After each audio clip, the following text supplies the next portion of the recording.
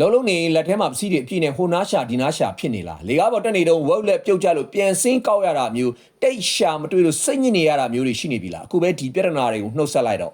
ဒါကတော့ကဘာကျော် AWB ဒစိတ်ဖြစ်တဲ့ခါးချိတ်အိတ်လေးပဲ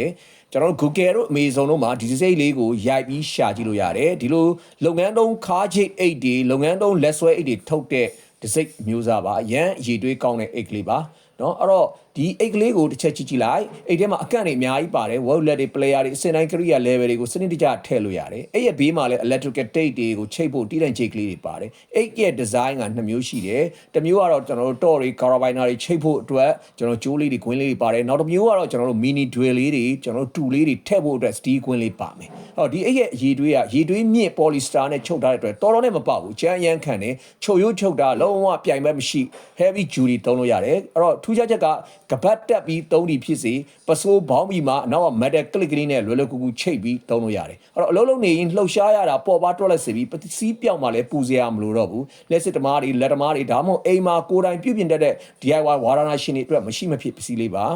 စိတ်ဝင်စားလို့မှားကြနေဆိုရင်ကျွန်တော်တို့ MBH ကိုဆက်တွေ့လိုက်ပါ